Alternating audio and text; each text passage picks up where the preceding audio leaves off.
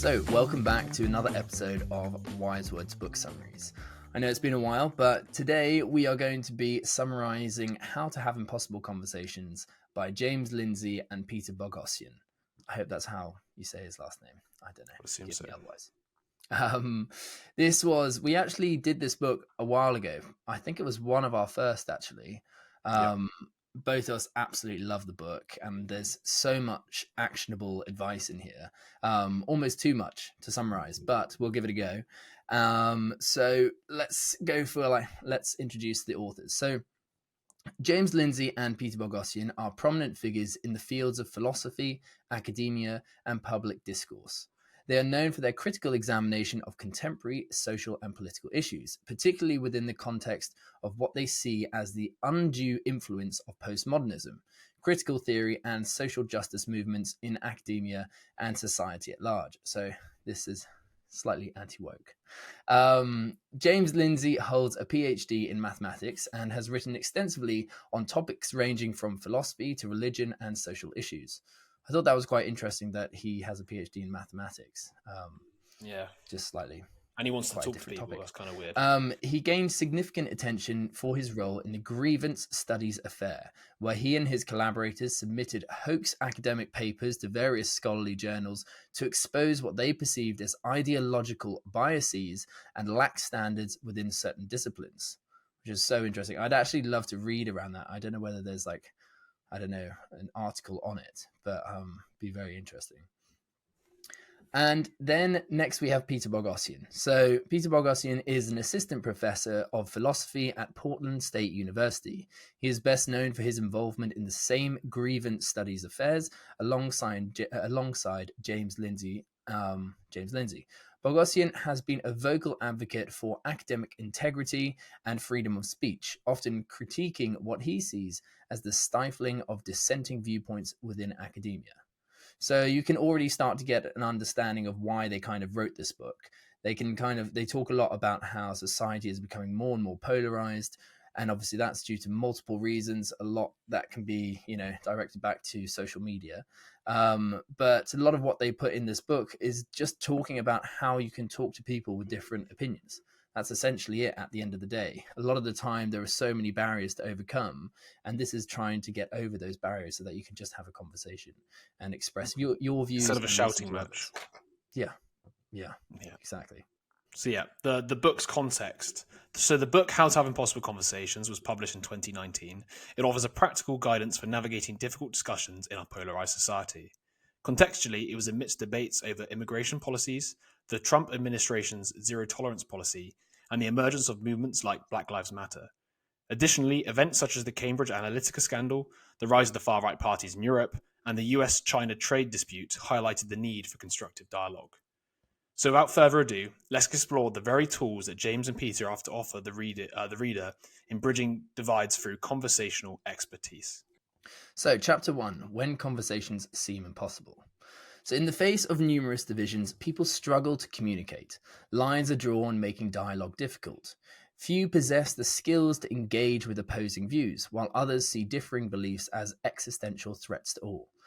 And this kind of makes a lot of sense when you just think if you were going about your daily business, if it was so hard to talk to someone who had different opinions, you probably wouldn't learn the skills to overcome those barriers to be able to engage in those conversations. So it kind of makes sense why a lot of people probably don't possess these skills, because it requires a lot of effort. And is that effort worth it, to some extent? I wonder how many people are actually having these conversations as well. I feel like a lot of people probably just maybe even surround themselves, so to speak, with a group that think like them, right? Because that's technically what most people do and what we even do. We hang around people who see the world the same way we do. So maybe there's less opportunity for most people to even have these conversations in the first place at the moment. Yeah, exactly. So what is an impossible conversation? The deeper someone's belief, the more they tend to speak about it. Yet the real challenge arises when dialogue becomes one-sided, with the other person talking at you rather than with you. In such cases, you're seen as either a receptacle for their ideas or as an opponent to be defeated. And it's interesting that, this is a universal concept that comes up time and time again. It's not binary. Nothing's really ever binary. You know, there's so much more complexity. There's a lot of gray room, and yet we just like put people in different camps, and that's it. And that's how we engage on a topic or with someone. I mean, yeah, it's just quite It's a lot interesting. easier when things are clear cut, though, in your mind as well. Exactly. You've And decided this is the case. It's a lot easier to argue from that as well. yeah, and I think we have a kind of inherent inclination to we want simplicity. It takes effort to think about things, you know, to think about the complexity. We'd love it if just everything fitted into a nice tidy box. Yeah. So why have impossible conversations? And I took this quote: how to have impossible conversations is about talking to people who hold different beliefs. Beliefs matter because people act upon their beliefs, whether those beliefs are true or not, and it's far easier to be wrong than right. And in most cases, open conversation proves to be the most effective method for addressing beliefs. The essence of conversation, rooted in the Latin con, signifies an interaction with someone. It serves as a nuanced and impactful intervention in shaping their beliefs. I thought that's quite interesting there about the it's far easier to be wrong than right, and it kind of just makes sense, right? Because there's a million ways to be wrong, and there's only one technical way to be right, right? Like it's Yeah, exactly. and we're always, I guess, wrong in certain areas. We make certain assumptions that are wrong. Like I'm not, convinced any of us have the right answers for everything, and it depends also how you define what the right answer or what the right opinion is, right? So I just think it's quite funny that is true, that there's just like an asymmetry to wrong and right, because technically when somebody's decided what's right, everything else is wrong by definition. Literally.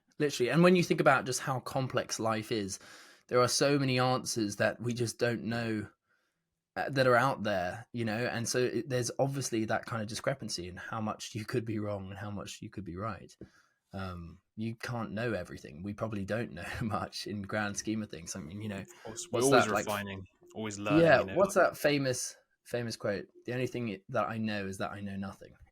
Yeah, something like that. Yeah. Yeah. No, Don't know it's who just said true, it. isn't it? Probably Like should. we forever bring it up on the podcast whenever we talk about this sort of stuff, where it's like, the stuff people used to believe as a collective in society has been proven wrong so many times throughout history. Who are we to think that we've, hit that stage of humanity where everything is known, yet we almost act that way? But I wonder if the people in the past also acted that way, in the sense that they just thought everything was known, because what their collective society defined as what was right and wrong led them to believe, like, oh, I know everything now, or we know everything about this and this and this. I don't know, because obviously we didn't live there, and I haven't read too much around it. But I wonder if they were more humble back then as well, in regards to like learning new things, if that makes sense. Yeah, it's interesting. I guess there's also, because I mean, when religion was more prominent, maybe that also humbles you, because it's like, yeah, we actually don't know everything. There's God, and then there's things that we know, but like There's stuff like God can know and we can't know, right? It's kind of like yeah, there's never, like, the God knows everything, but and there's things that we can never know, but God can know, or whatever. And now obviously God is dead, or whatever, however you want to say it, and now we can know everything, because that's apparently where we're just not humble enough to like sort of admit that maybe we can't. yes, and it's almost sacrilegious, or would be, to presume that you do know everything, that you are omnipotent, that you know Yeah. everything, because you're kind of saying that you are God in that case. And although we're exaggerating here, we're not claiming that we know everything, but we do have a lot of arrogance in what we know. We presume Yeah. that what we know is right, rather than still trying to discover. Open to discussion, right? What we know is Absolutely. 100% correct, foolproof, and it's not open to discussion at all. That's where I think we get it wrong, especially in this day and age where stuff isn't still open for, But then there's also the counter argument. I can imagine. I mean, obviously, a contentious issue is obviously with COVID. It's the idea that sometimes you have to act fast and give direct commands to try and get people to save humanity, or whatever it is, because there is a potential threat and they are still working out what the threat is. I guess the reality is more, is there then open discussions post the event where we re-evaluate our reactions to things and what was said and what was done? If you follow my line of logic with that, it's like, Yeah, absolutely. yeah. But it also makes it more difficult to open up those discussions after you've already acted on it. I mean, a lot of the time, Yeah, true. I think we've read about this in certain books, but when you act upon something, you are therefore convinced that what you act on was the right decision, because to know that you might have acted on a wrong decision makes you look foolish. So Yeah, you almost yeah, double down on your reasoning and justify it or and rationalize. also the it's really interesting because you judge it from like a consequentialist perspective, like what happened Exactly. because Yeah. of those decisions, but you don't really judge it from the intention, which is the intention was obviously okay. We can't risk It was potentially good. Yeah. like one of the other possibilities was if we didn't, then everybody gets ill, millions and millions of people die, right, or whatever. So you can kind of argue. It just depends what level you're judging at, and obviously it's really Mm. easy to judge in hindsight. Because oh well, we now know what happens, and now we can be like, you made the wrong decision. But in an alternative universe where they let things play out, maybe things were different, and we can always Yeah. hypothesize, say, no, they wouldn't Cool. have been. You know, there's proof over here, but it's not that simple, is it? It's just yeah, but it is Yeah. interesting. It gets complex. But it's no, but it's Um, more interesting just because we can't have the conversations, right? Like this is the yeah. point of this Yeah. book. Is like these things happen, people disagree, but things are shut down because they're seen as subversive to a culture or societal order, which I can kind of also understand again if people are purporting like lies, for example. But the whole point of this book is not about promoting lies or stuff. It's to have these discussions around like valid points. Is Mm. like we should be open to discuss relevant points to a decision we've made or an event that's happened, and we can't just shut up opinions that we don't like. Unless, of course, you can prove they're false, and then in that sense, you just be like, "Well, this is categorically why you're false." Bam, bam, bam. You don't need to shut them up and deplatform them. You can just, I guess, take it step by step, and Yeah. just. But then also we covered this, didn't we, in the Win Every Argument, the Gish Gabber, whatever it's called, the Gish Galloper. And sometimes people Yeah. can just spit so much crap in one go that it's just impossible to fend off the false arguments or whatever. But Yeah, so that's absolutely. And this off this is topic. kind of like, trying to, I mean, they talk a lot about it and we'll touch on it, but the epistemology, like going back to people's origins of where they got these beliefs from. And if you can go back and you have, evidence to refute your to prove your point, then you can go back to their origins and then be like, okay, I can understand why you're coming from this. And like you just said, it's not to try and prove someone wrong, it's to try and understand where they're coming from, why they hold these beliefs, what they're like, Yeah, where they got them from. So it's all a very like yeah. collaborative experience, and that's the whole thing. Is like, we can only develop as a society if we're able to actually discuss certain topics and try and find the most accurate answers. Whether we Mm-hmm. find them or not is a different matter, but the intention, like you said, will be there. And if you Mm. collaborate and don't own ideas and own beliefs and don't, they're not so integral to your identity and you're able to explore them with others, then I think, yeah, there's a lot of room for us to develop as a Yeah, and I species. think one of the other key points of this book, to some extent, of when you're talking there about dissecting down to their sort of epistemology of why they believe what they believe, what you'll then encounter to some extent is a lot of what people believe is actually reasonable. Like in the sense that, Yeah. if you think about it logically, it makes sense. But where they go wrong, for example, or where they might differ, in your opinion, is where they've based their first assumption, or where what they've defined as true earlier on in the chain of logic. You know, if lizard people do exist, then there might be a conspiracy theory. But if you draw the assumption that these lizard people don't exist, then all of it falls apart, right? It's kind of that sort of thing. It's just where do you start your chain of like, oh, this proves this, and then can that also mean something else? And that's the thing. Most people, I guess, to some extent, they start with like a specific scenario or assumption, and they create a chain of logic, which is reasonable, but they never consider that the first step could also be interpreted in 3 or 4 Hmm. different ways. Oh, JFK was shot as an assassination. Was it an actual assassination, or was it a plot by the CIA or something like that? And then you follow that chain of logic, and it takes you somewhere else. But you could quite equally not take that chain of logic and just say it was actually just a normal assassination plot by some crazy man. It just depends where you start your logic, and I guess to some extent what you start there creates the cascading effect of further beliefs, which are technically reasonable but might seem crazy to other people because you haven't taken that first leap of Yeah, faith, I guess, on that base assumption. absolutely. There are like pieces of information that you might be missing that someone else has, and therefore Yeah. leads them to a different destination than what you have. And that kind of, you can almost draw parallels with the book Evil, where Mm. evil is in the eye of the victim, in the sense that people aren't evil because for them they have a logical reason for behaving like that. And I guess you could also argue the same for any kind of belief. I mean, that is a belief to some extent. Yeah. And here, if you kind of take the stance that like, okay, well, these people must feel like, it's logical to them for some reason. Maybe they know something I don't, and maybe I'm wrong, but it's like we only have certain pockets of information that shape our beliefs, and we might just like have a mismatch. And yeah, so it's pretty fascinating. I think like you can't look at someone and be like, oh, they're crazy. Without understanding where the first, like, what are they actually crazy about? Oh, they believe this, but you don't actually know. You see their conclusions, don't you? You don't see their actual reasoning, which is why Absolutely, you just think exactly. it crazy. Because you basically come to such different conclusions, the same evidence, but it's because their interpretation of a further piece of logic down the line or assumption is different to what you decided to choose. Yeah, absolutely. And you could Basically, apply that even to an actual like behavior realm, like realm of behavior, where you see someone do something, it looks absolutely odd, but you don't know the yeah. context. You can't see the context, just like you can't see their reasoning. When you see someone act like weirdly, and you're like, oh, that's fucking that's fucking weird. But then it turns out that like something's just happened that completely justifies why they're acting that way. And Or the they've same just like goes for like overdosed on why they heroin hold a or belief. something, or they're just Yeah. so high. Yeah, exactly. So, to finish off that last part, what can be done?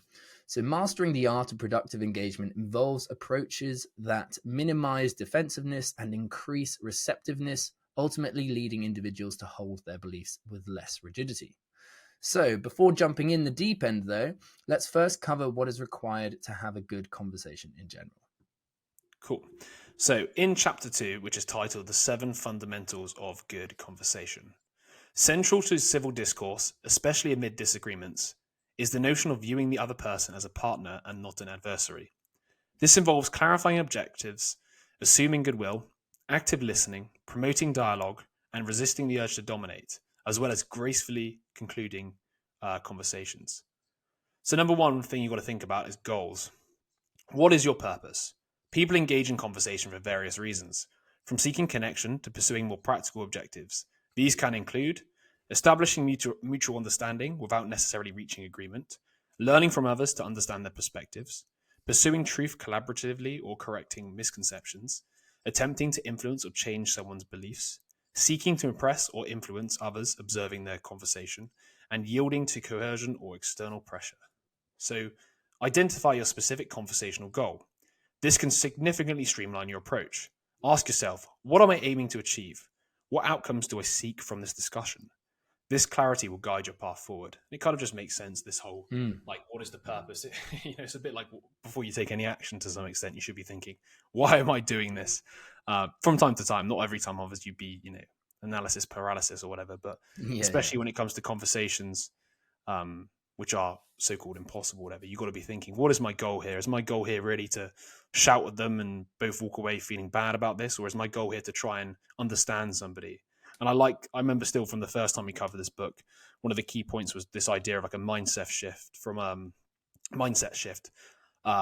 the adversary to the sort of collaborator. Sorry. So like you're in like a dance, you're trying to figure out each other's point of view.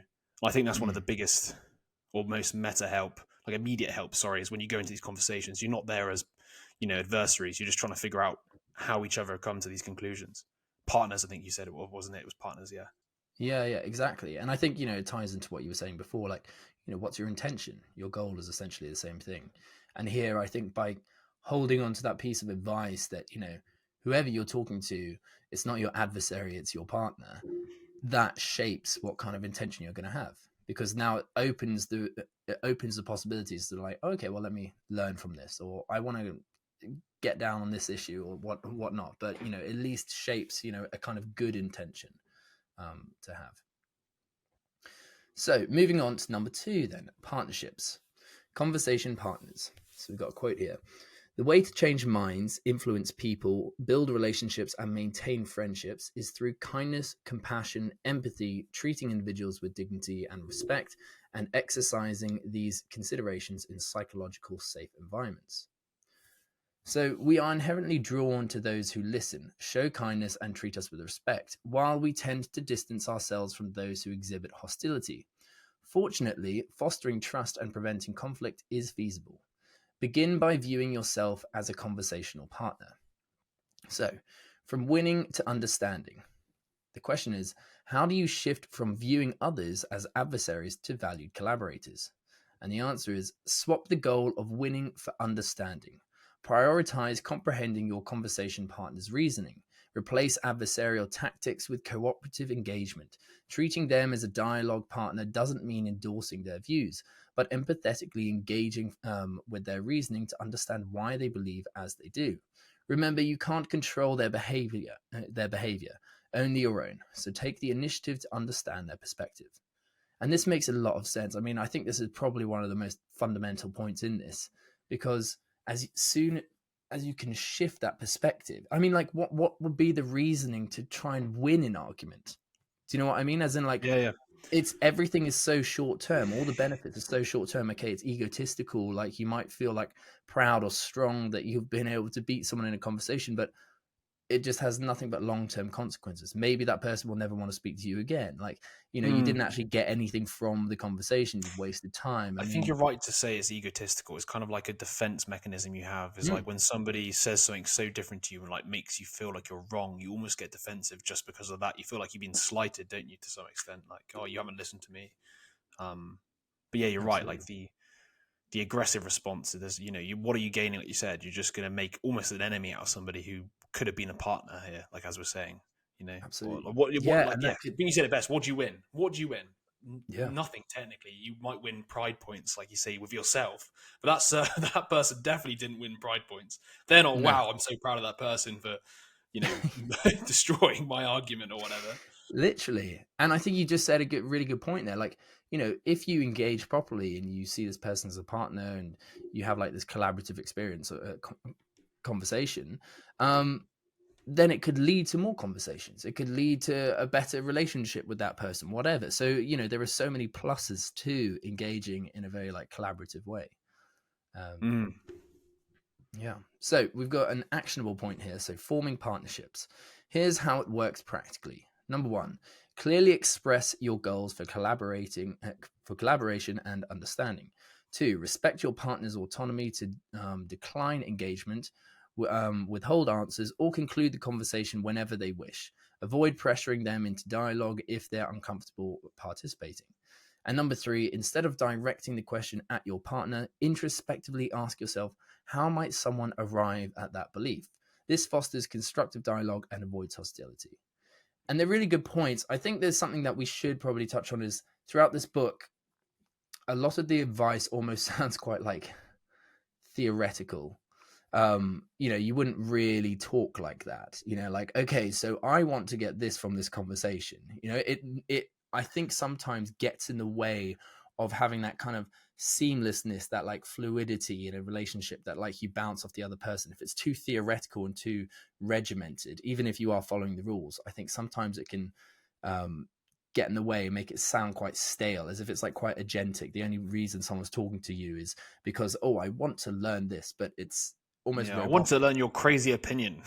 Yeah, exactly. So I think, they're all very good points, but you kind of just mold it into your own authentic way of putting it across, Yes, no, 100%. It's more like everything I got from this book was more just, I guess more like structurally, or just like the principles behind it, and then you create your own way of bringing in, like expressing your goals for the collaboration. Right? Mm, It really reminds me of the crucial conversations, and then also recently I read it in Say It, Solve It. The idea of navigating a conversation by expressing your intent, saying something like, my goal is not to piss you off here, but I really want to understand what you mean when you say this. Or like my goal with this is not to like criticize you. It's just I'm really confused. How have you come to that conclusion? yeah. At least then you state the intent behind your question. And I think that's quite a good way of doing it, because otherwise people can misinterpret your question to be like, wow, they must think I'm really stupid because you said something like, wow, why do you believe that? It's like, I just really want to understand.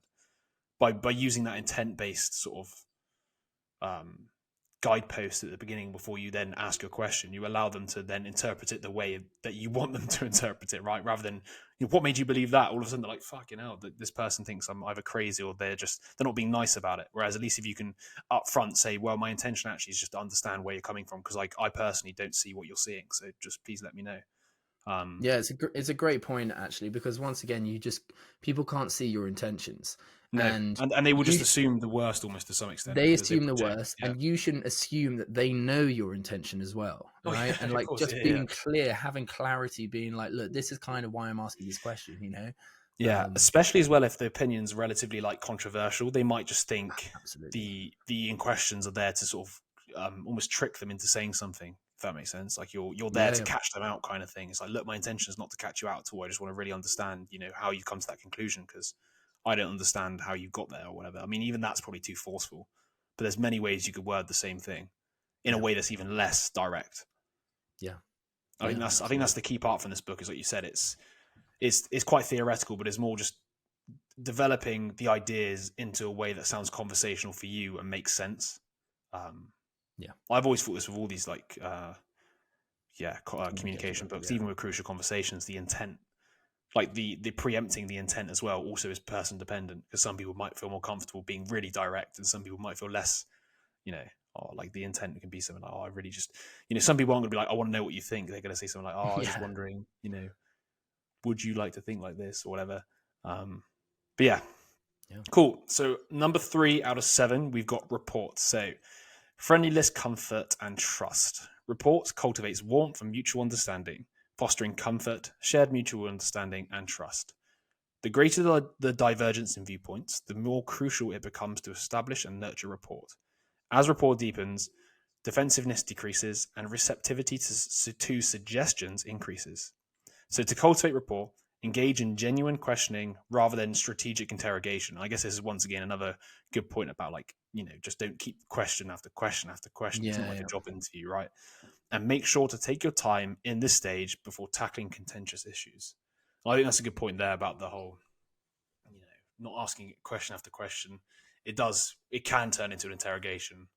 And I yeah. feel like this reminds us, what book was it where you talked similar to this, where it's like sort of reading the feeling of the room when you're asking these questions to, if you're noticing somebody's like pulling away or like responding in a way that's like, I Oh, was going to they've say all more blurred cold, but they're into not giving one as much. now. I've read so Huh? many They've all Yeah. the communication books. I feel I'm like I pretty sure can't. we covered this in one of the most recent ones. It was something like, Yeah, you got to be able to understand when you're asking all these questions that if somebody's not, not responding properly to them, that they're yeah, probably feeling like they're being a bit interrogated. And, most people, I guess, to some extent would feel or be aware of when it comes across as too much. I mean, I guess yes, you could yeah, I also think so. ask, don't you? You could also be like, "Am I asking you too many questions?" Hmm. But cool. So another practical tip here. So practices to build rapport. Here are some effective rapport building tips. So first one is build rapport immediately.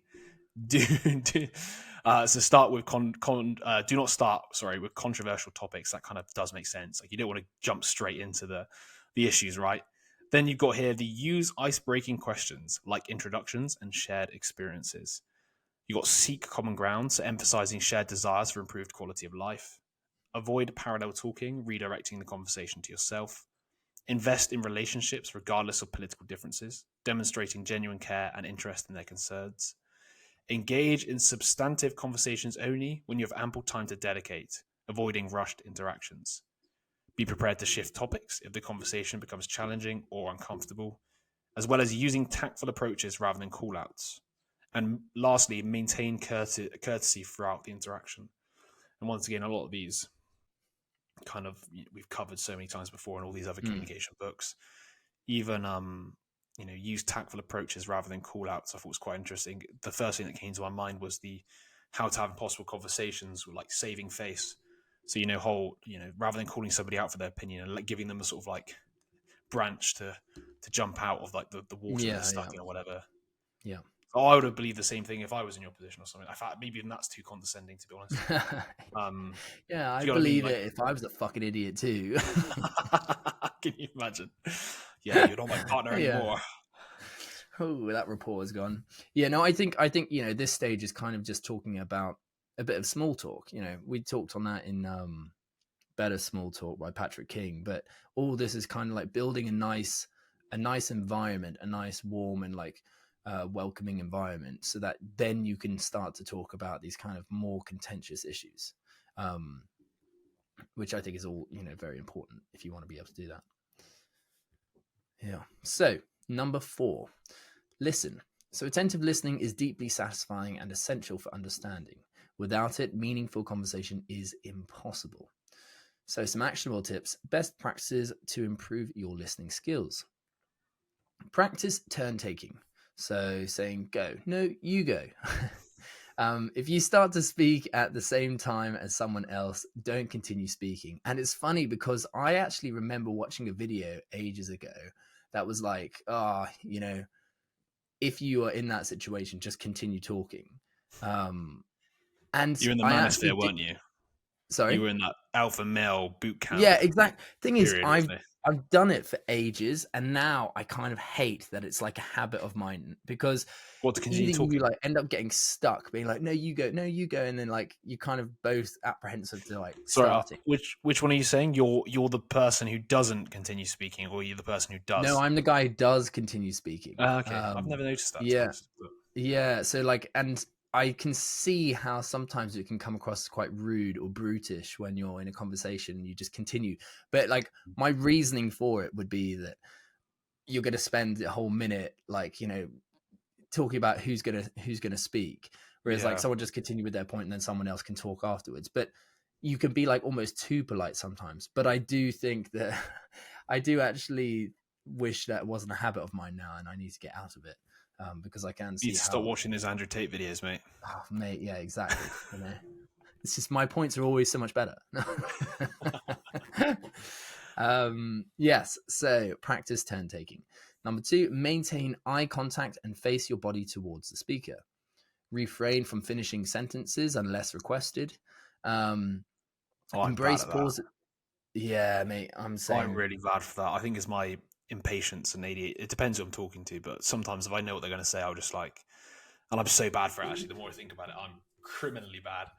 Well, don't follow my example, people. Well, this is why we're reading this book. Yeah. Um, yes, embrace pauses for reflection without rushing to fill them. Pauses may build trust and rapport while giving you time to understand your partner's reasoning. Then address distractions by either turning your back to them or explicitly identifying what's distracting you. It's the woman in the red dress. If and that's actually a big one, I think. What the Addressing distractions? distractions. Like, The woman in the red dress is a big one, is it? yes, yeah, she always is. She's always there. But yeah, because you can tell when someone's like really distracted, and you're like talking to them, Mm. and it's just like it's so They're like much easier if they're fidgeting. like, sorry, that person keeps on, doing something weird. Yeah, I know what you mean when there's something going on in the background environment, and you kind of just like, Yeah. oh, what is it? You know. Yeah, just address it. If you're uncertain about someone's meaning, place the burden of understanding upon yourself and wait for a point in the discussion to address it. And I think this is a really important point because it's all about stepping into that, perspective of learning, not assuming that they have no idea what they're talking about. Instead, be like, look, I don't know why I don't know this, but I'm going to take on that burden. And at the end, I'm going to ask them about it. I also think it doubles down in the whole, in the last couple of once again, because it's been a while since we covered these communication books. I'm misremembering which one it was, but I think a lot of them talked about, obviously trying to show that you're listening. So the idea of going back and querying them on on a phrase maybe they said that you didn't understand shows that Yeah, you're actually actively listening and interested. So it kind of builds a bit of rapport, and it helps people to feel like they're being listened to as well. Like it acts as that. absolutely. Yeah, no, I completely agree. And I think he touches on that. I think that's one of the points later on in the book. Mm. Um, Okay, when you notice emotions like fear or frustration in your conversation partner, listen attentively to their words. Acknowledging these feelings using the same language, such as I hear that or I understand your frustration, can help navigate away from conflict. Which is an interesting point. I mean, like, you're basically once again just showing that you hear them. Mm. And that not only that you hear their words, but you hear their emotions by stating, I can tell that you're quite frustrated. That's fine. Like, I think that's quite an important point. Then, if you miss something, ask for repetition rather than pretending to have heard it. If you accidentally speak over your partner and your partner continues while you remain silent and listen, avoid resuming with the same words. Acknowledge their point differently and continue their conversation thread or follow their lead entirely. Yeah. And then stay present by refraining from phone use during conversations, and use affirmations like "I hear you" to show active listening. I think they're pretty Yeah, good. pretty similar stuff, I guess. Some extra stuff compared to the other books when it comes to like active listening, but very similar sort of concepts. Yes, yeah. So There now will be a moving lot on. of overlap in this. Yeah, mate, 100%. Like all these books have massive overlap, don't they? That's the thing. But it's always what we found, I guess, is the interesting differences and different ideas you get from the other ones. That you're like, we can add this to like a sort of communication encyclopedia. Exactly. Cool. So number 5 out of 7, then we got the 5 shoot the messenger, not literally. Nobody likes to be lectured. So conversations are interactive exchanges, while messages often imply one-way communication. Yet people are inclined to reject delivered messages and instead embrace ideas they perceive as their own. If you've witnessed a friend initially dismiss your ideas, only to adopt them later as their own, you've encountered this phenomenon firsthand. When messages convey unwanted news or challenge deeply held beliefs, recipients may react with anger or hostility, known as shooting the messenger. Hence, refraining from delivering unsolicited messages can prevent such negative reactions. And it does kind of make sense. We talked about it, I guess, earlier when it's, people don't really want to hear, I guess, to some extent, conflicting opinions, especially ones that are so core to their, I guess you could say, identity. That particularly causes issues. So, Yeah, yeah. I think people weirdly have to be ready to hear certain messages, especially if it's like about their identity or their behavior. You get a lot of the time where people will lecture someone about, I don't know, their behavior, and they'll become very defensive and not want to hear it. But then later down the line, they've obviously been shown a mirror and they like realize the point, but then they come across it themselves in the right time, so I think it is always about delivering it appropriately, not lecturing them if they don't ask for it. Yeah, because I've seen it a lot, and I think it also teaches you to, there's an element of like, you want to lecture because you want to say, oh, this is what I know, but once again, that's the ego coming in. And I think all of this kind of teaches you to just, there's no point in having like ownership over an idea. It just literally makes no sense, although we love to have it. It's like, oh, I thought of this or I thought of that, but it's just like, it, I think it's a skill in itself to be able to detach yourself from the ideas that you have, and not have ownership over them, not let them have power over you. Yeah. It was kind of off topic, but I wonder, because I don't know if we spoke about before, like emotivism and how people's ethical compass can be basically generated by their emotions. Like their emotional response to things basically guides most people's ethical judgments on things. And I wonder how that leads to like deep-seated beliefs, in the sense that if you've associated this emotional response to a belief, when you challenge it, you're kind of challenging that belief that's almost at a core, because your emotions are obviously below reasoning, in the sense that they're more fundamental to your brain than reasoning is, right? So therefore it's painful to go into this belief that's literally only there and only exists because there's an emotional reason behind it. And therefore once you start pricking at it, they realize there is no reason. Isn't it like, when you question somebody like, why do you believe that? And eventually I just believe it. And it's like, and It's that's the almost where you've emotion got to the core emotion underneath it. The reason why they believe something, and we all have this, and it's usually because there's an emotional response underlying all of it. Like, I believe that's unfair. I have an emotional response to it. There is no, I will come up with logical reasons, but if you pin me down enough and enough, like why, eventually I'm going to get to the point where I can't answer it anymore. And I'm just going to be like, no, this is why I believe it. And I wonder whether some of the, contentious sort of shooting the messenger stuff comes from that, where it's just, you've pricked like a belief that they know is on, unstable foundations to some extent. Yeah, absolutely. I think that's a good point. And I wonder whether, I've had experience with this where you bring up a point, but it's not in the context of that person. It's almost like on a conceptual level. So you talk about the very concept of it, but detached from any context, so that then they are able to embody that and give it their own context without you giving it their context, if you understand. Okay. So it's almost like you're giving a point without it like being pinpointed at them, and then they obviously can hear that and they have to interpret it through their own mind and their own behavior and their own life. but talking about things on a conceptual level rather than like pointed at someone's context, I think sometimes allows them to digest it slightly So better. basically making it less personal, making it Yeah, more exactly. ethereal, abstracted, I guess, to some extent. Yeah, yeah, Yeah, precisely. okay. No, I understand that. It's, yeah, you're talking at things at like a theoretical level and not at like an individual Mm, level. exactly. Interesting. So yeah, I wonder if there's like a guidebook to trying to like. I mean, I can't remember if they do cover it in this book, but the idea of like their belief and you then try and abstract it to a level where it's less personal. I don't know how you'd go about doing that. Do you kind of get what I'm saying? Like you're based Yeah. on your Well, point they. there, it's like what their deep seated belief is. You don't want to obviously blame them or have a go at them. You just kind of want to talk Mm, about that belief. So maybe you use a scapegoat, somebody else, and then well, you yeah, you they you kind take of their talk belief about to like that. yeah, sorry. They kind of talk about that slightly different, but they bring up a point called alter casting, Yeah, I was going to say which we'll touch altogether. on later. But the idea of like assigning a role or like imagining a scenario Yes, no, through someone 100%. It else's makes it perspective. less individual, doesn't it? Yeah, that makes sense Yeah, because you're because playing you a could role, then right? Yeah, touch on the point, but from someone else's perspective or like some imaginary character's perspective, and then they're able to draw parallels with themselves without you, telling them to, yeah, that kind of makes essentially. sense. You're depersonalizing it to some extent as well, and be like, if Yeah, you were this person, what would you believe, kind of thing. Yeah. In fact, we'll exactly. cover that later actually before we go down another rabbit hole. So Yeah, yeah. on the topic of shooting the messenger, some practical advice. So delivering messages does not work. So here are ways to move from delivering messages to genuine conversation. So you need to differentiate between delivering a message and engaging in a conversation. While delivering a message, it can feel like teaching, and conversation involves reciprocal learning.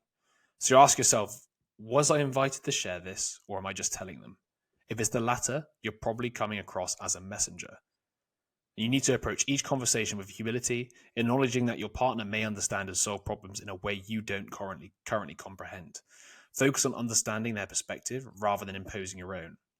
Then avoid responding with your own message delivery. I mean, it's so funny. I just feel like quite a lot. It's such a natural response to be like, "Oh, that's not how you should do that." I was like, "That's not how you do Yeah, that. yeah, yeah. This is how you do it." It's like it comes naturally, right, to most people. So Um, yeah. so, if your partner acts as a messenger, refrain from shooting the messenger, as this will destroy rapport.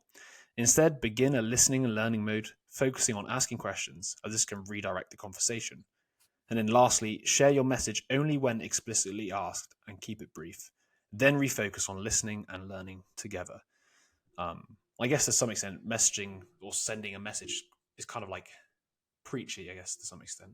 Mm. It's like, this is how it should be done, or whatever, or this is what you Yes, should yeah. believe, rather than let's collaboratively think about what you believe. If that makes sense. It's kind of like Yeah. one of them is more implicitly judgmental in the sense that when you're telling somebody this is the correct way to do something, you're almost implicitly judging that as wrong, I guess, if you send a message. Mm. Whereas the whole point And of the, obviously having this conversation is more collaborative, like we're working it out together. I don't yeah, know. exactly. And I think there probably are ways of navigating a conversation where you get them to a point where they want to ask you your opinion, right? Yeah, But I I don't think like coming out with your opinion straight away is very beneficial. But there are definitely are ways yeah, to get definitely to a not. point where, yeah, Yeah, exactly. you won't appear qualified until I guess you've had this deep discussion where maybe they're like, "Oh, yeah, okay, after all this we've discussed, what's your opinion?" It's Yeah, yeah. you've already signaled yourself as a teammate or a partner, a collaborator. They're more likely, you're definitely more likely to want to hear an opinion from somebody you believe has been Mm, present in the conversation with you. It's like if you're with a bunch of people trying to come up with an idea, you're way more likely to be receptive to their opinions and their ideas if you've had like a collaborative hour of discussing different ideas than if somebody just turns up and goes, "This is the idea," kind of thing. yeah, It does yeah. make sense if you do that thought experiment in your head, I think. Yes, absolutely. And I think there's something to be said with all of this is that don't assume that your partner, the person you're talking to, because obviously this is all advice for how you can navigate a conversation, but don't assume that your conversation partner is perfect and that they will ask you and that they will have all they will be applying all of this stuff as well. A lot of the time, like, you have conversations where you feel like you've been a great, like, conversational partner, and they're just not asking you any questions. And that's a lot of people. Don't make those assumptions that they will come around to it or anything like that, because sometimes it doesn't. But you just have to kind of swallow that and accept it, and that's kind of reality to some extent. I guess to some, you could reframe it as it's good practice because you're getting to use all these techniques around, getting people talking, active listening. Fine, they're not listening to you, but you're trying to refine your communication, exactly, ability here. So it's more of a game, if anything, got extra practice in, more shooting on goal. All right, so number 6, intentions. People do not knowingly desire bad things. We've got a quote here. Individuals act, believe, and desire based upon the information they have. If they had different information, they derive different conclusions. So we've got a point here, encountering people with different beliefs. So when encountering different beliefs, avoid labeling others as ignorant or malicious. Consider their perspective and intent. Instead, consider their perspective or acknowledge they may be acting based on what they believe to be the best available information. It's more likely they intend to help but struggle to communicate effectively. Negative assumptions about intentions hinder cooperations and effective dialogue. It may also make your words seem snarky and put people on the defensive. It also impedes effective listening. And lastly, if you must assume your partner's intentions, presume they are better than you initially think. And I think those are all very good points, because it's just like, you don't know their intentions. So why not assume good? Why not presume innocent before, proven guilty, that kind of thing. It's just try and put your partner in the best light possible and try to determine it from there. You can then go forth and try and ask what their intention is with the conversation or whatnot, but don't make assumptions, because already then that will guide your actions with them, how you behave with them, decisions that you make about how you want to go forth with your conversation. I think the media's got a lot to answer for here, in the sense of painting people with differing opinions as a sort of like crazy people, conspiratorial thinking. Don't get me wrong, I think some conspiratorial thinking is can be seen as crazy, but once again, if you follow their train of logic, it is actually relatively reasonable. And the worst bit is sometimes conspiracy theories are proven true, and then you can't really define what's true and what's not, right? But I think the reason why people actually do struggle with these conversations to some extent is because the polarized state of the media, especially in the US, has basically painted two caricatures of each side. And when you go into these conversations and they spout something that's, what you would see as maybe like a super left person or somebody who's completely cuckoo on the right, you just then immediately go straight in for I've already know who you are, I've already characterized you. And sometimes you could be maybe right on that, but most of the time you've just jumped these stereotypical conclusions like promoted by the media that, you don't even actually know, like you said, you don't know their reasoning. You don't understand how they come to the conclusions. Yeah. Maybe they did see it on the news, but maybe they have valid reasons for believing the things they do. And until you hear them out, you're also never going to be able to change their opinion in the first place unless you can hear them out and understand, or maybe this thing that you believe here, maybe that one bit of this logic chain isn't correct. But until you know that, if you just say, oh, you're crazy, which is what, the media kind of like swipes people with, like these people on the left, they're just nuts. And these people on the right, they're also just nuts. And if you just go in with that assumption, you're never going to have this partner dynamic, are you? And I do think there's a lot to answer for that, because we've all been programmed with these sort of stereotypes and caricatures, and you see them repeated, and they're the ones who get shared across media, like on social media. All you see is these like far right exceptions, and you see the far left exceptions, right, all the time. And then you think that everybody who has one of these opinions now is like a nut job because they have one of the beliefs of this general area. And it's crazy to think that that's like kind of the state of affairs. And that is also why we struggle for these conversations in my head, because we're all just jumping to these conclusions immediately, like, oh, you support this, well, therefore you are this immediately. Yeah, absolutely. And it shapes how you behave with them and how you perceive them. Instead of like remaining in that kind of learning perspective, you're now kind of basically looking for all the points that you disagree on, and like, oh no, that's fucking stupid, or no, I don't agree with that. Like, you're in a completely different mindset now. And so you have to kind of refrain from judging people's intentions or assuming people's intentions before right? Because it's all in your head. Otherwise, you're just making it up, and you don't know, and it's not a fact until you ask them. Or they disclose it. So On that point, so there's an actionable idea here. So, how to deal with understanding intentions. So, number one, if your partner assumes negative intentions from you, shift the conversation to focus on your reasoning instead. Number two, combat assumptions of bad intentions with curiosity, considering that your partner may possess insights you lack. Number three, acknowledge frustration openly and express a desire for understanding. And number four, prioritize engaging in conversations of your own volition rather than feeling compelled by external pressure. And I think, yeah, I mean, those all The get to the frustration bit crux of it. reminds me a bit of like the intent. It's like, I can understand you're frustrated, but I really just want to understand, I can understand you're angry with me, but I just really, I'm not trying to catch you out here. I just want to understand why you believe the thing you believe. Yeah, And I like the exactly. idea of, when somebody assumes negative intentions from you, you like shift it from intentions though back to like, I'm not trying to disprove you here. I'm just trying to tell you my reasoning. And then if you Mm. disagree with it, you can disagree with it. I'm just trying to show. I'm not trying to like show you up. I'm just trying to show you what I believe based upon what I think is here's my long list of like, or here's my long line of reason. And I think we've all been in conversations where that's occurred, and straight away it's very disarming. Mm, You feel very much more open. It's like, okay, I get where they're coming from now. Like, when someone's just open and honest and be like, look, I just wanted to discuss this. I didn't want to, belittle your idea or anything like that. Straight away, you're just a lot more open to be like, okay, well, now I feel like we can just talk about it. We've addressed the elephant in the room, so to speak.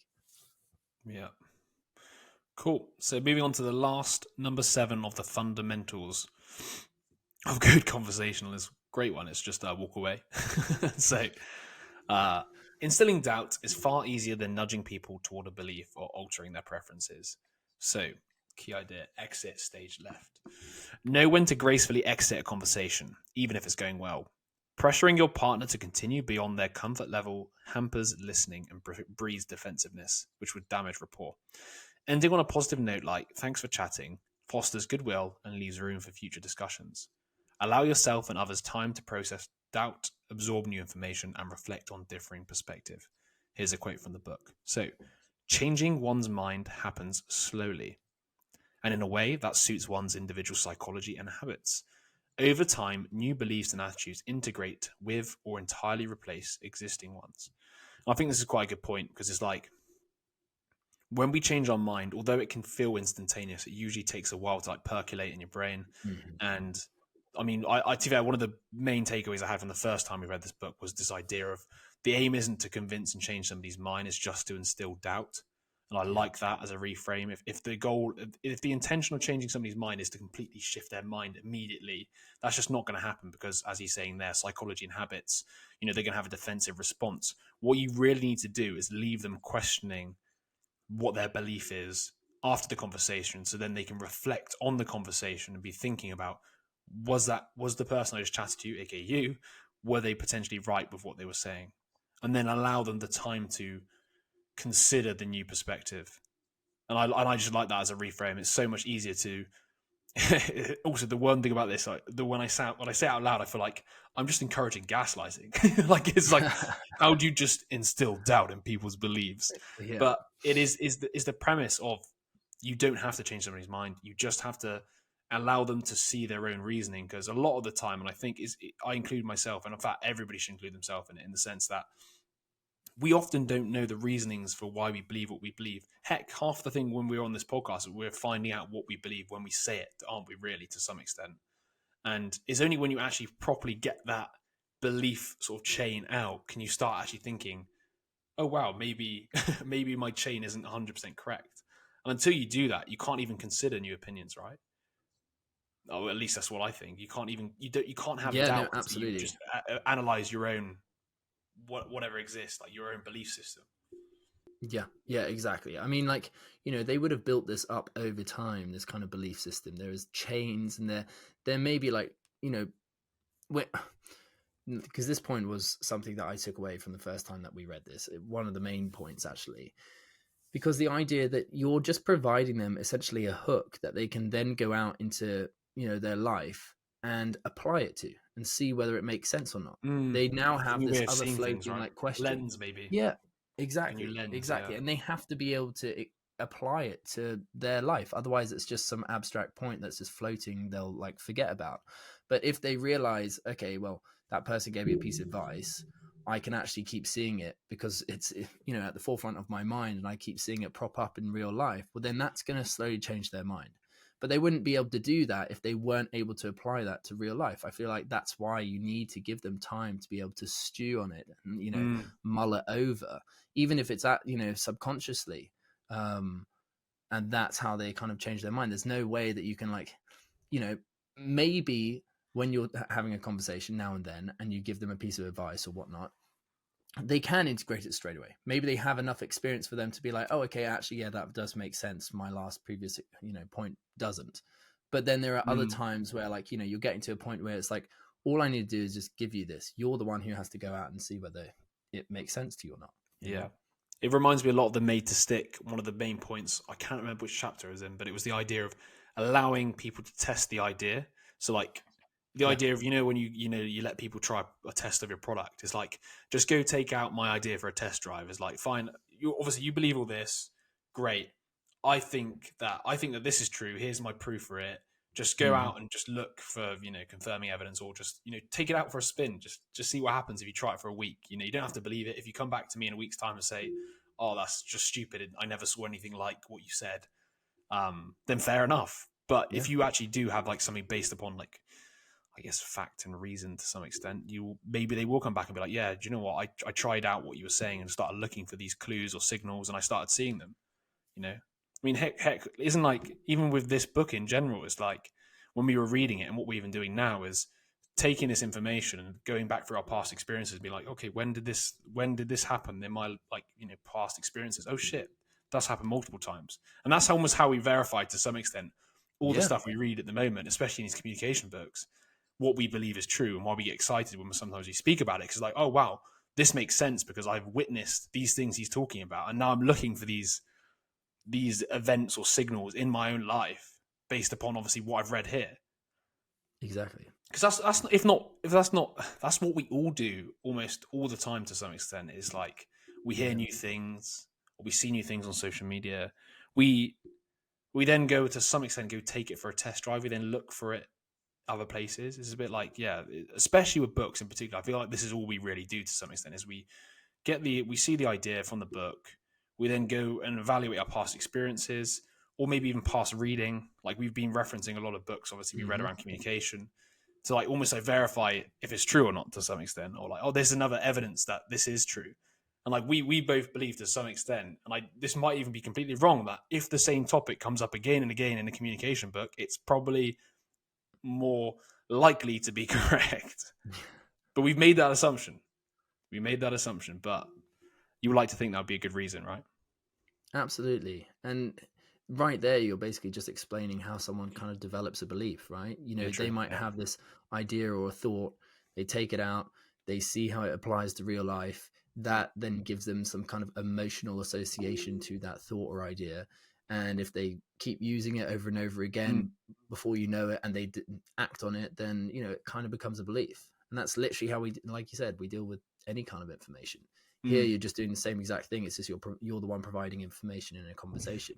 But you can't expect someone to do that whole process while you're talking to them. They might, but, you know, you shouldn't expect that. I just realized I just got so excited with something that's pretty obvious to most people. I was just like, oh my God, I feel like I've figured out something profound. It's like, oh no, that's just like how everybody, you know, just goes about their business. But you don't think about that when you do it, right? Like, it sounds very commonsensical, but it's not really. Like, you don't think about it like that. Very conceptually. No, not at all. And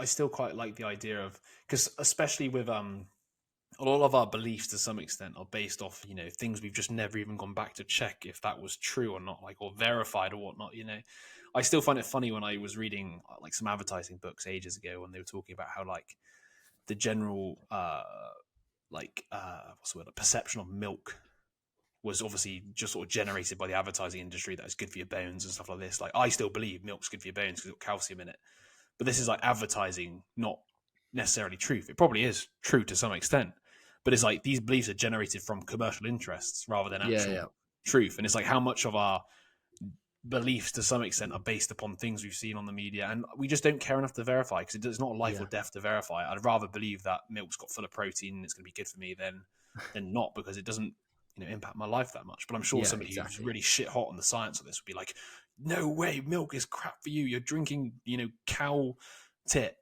stuff.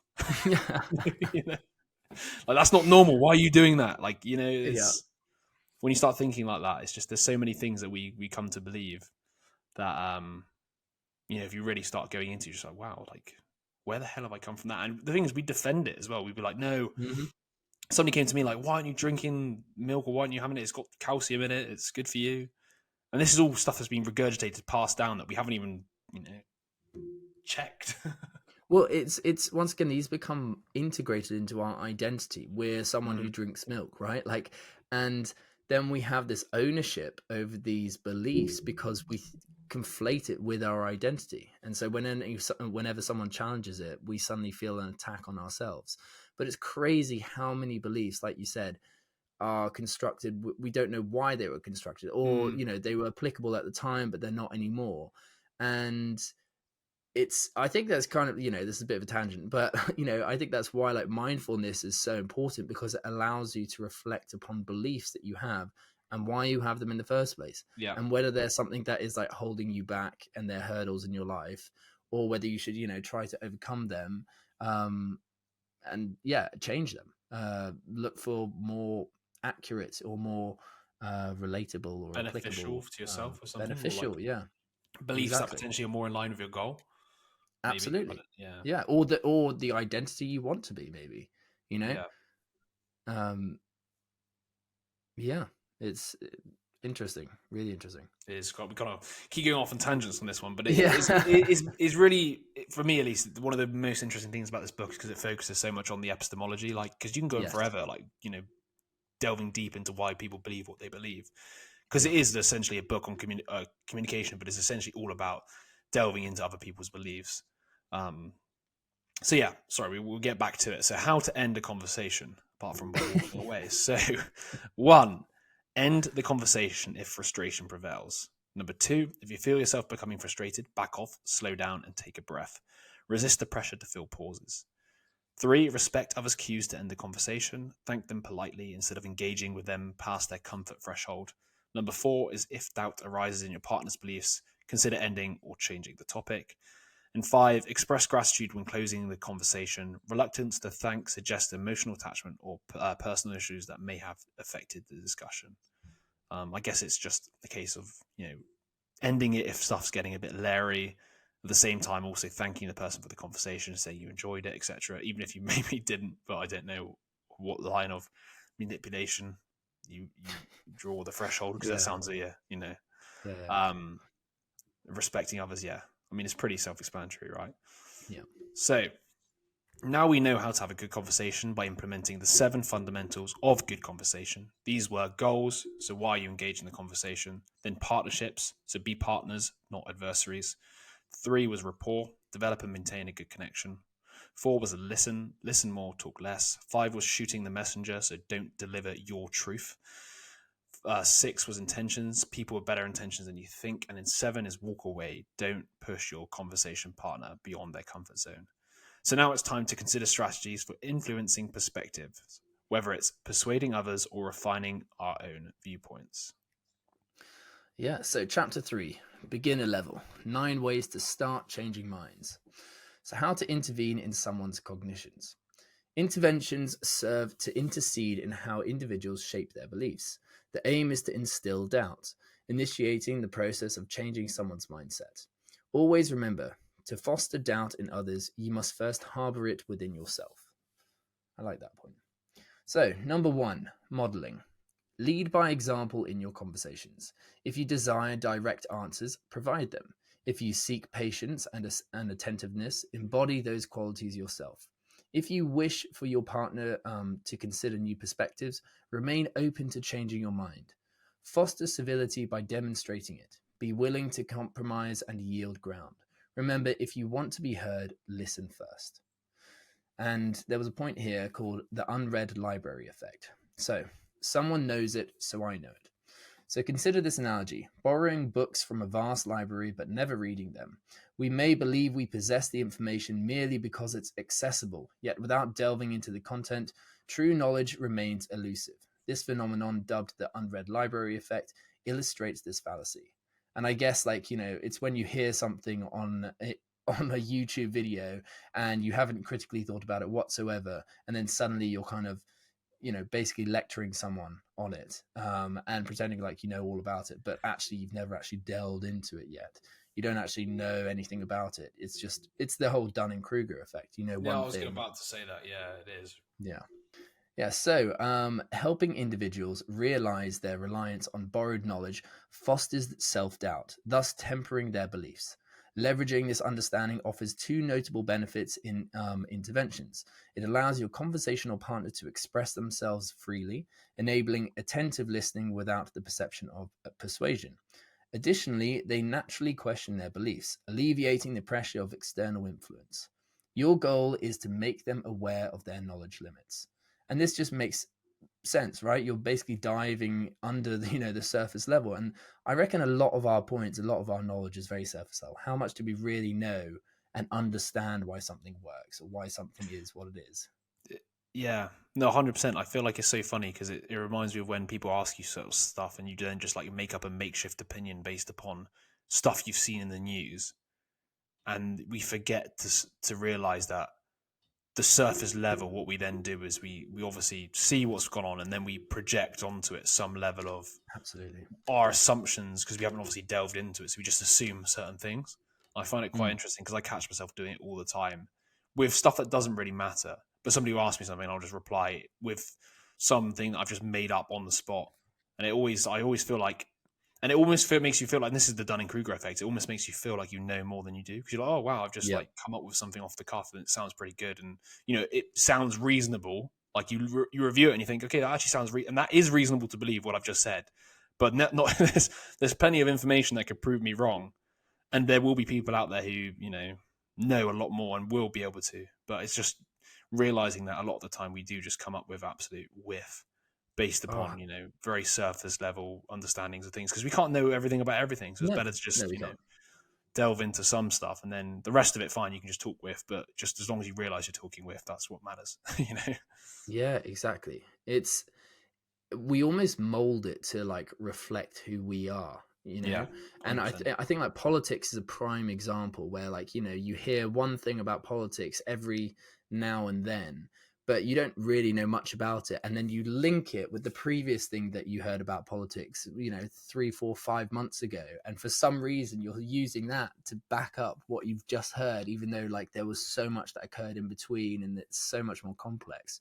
And yet it's more just to like back up who we think we are. Yeah, but that's the classic thing where it's like we only see the things, or things stick out to us that confirm what we already believe. So let's just say we believe in political corruption. We then, everything that's politically corrupt that comes out, which is, oh my God, another episode of it. Of course, political corruption is everywhere, which, don't get me wrong, it exists. But at the same time, it's not everywhere all the time because otherwise we probably know more about it. Maybe we would, maybe we wouldn't. But it's just this idea that we then confirm these things and we ignore all the other things that showed no corruption or whatever. And we just, like you said, it becomes part of who you are and just is almost becomes the lens you view everything. And then the worst thing is because you get repeated exposure, you then build up this massive, colossal amount of evidence, but you've never really looked for this confirming evidence or proof that maybe fine, there is corruption, but there's also proof of non-corruption. And therefore they both exist at the same time because technically not everything is corrupt, but some things are corrupt. So therefore they both exist at the same time. It's just judging when it is corruption and when it's not. Yeah, exactly. And I guess any kind of standalone event or thought or idea can be interpreted in multiple different ways. It's not until you add more factors that it reduces how you can interpret it, right? So if you just hear one thing alone, then you can interpret it in any way you want. And therefore you have to dive into it because that's just a projection of you rather than the actual piece of information that you heard. So it's a good point to like kind of dive below the surface and actually get to the crux, because then you can instill doubt. So there's a point here: the benefits of modeling behavior that acknowledges your own limitations. So number one, overcoming the unread library effect by admitting gaps in understanding. 2, normalizing saying, I don't know, encourages your partner to do the same.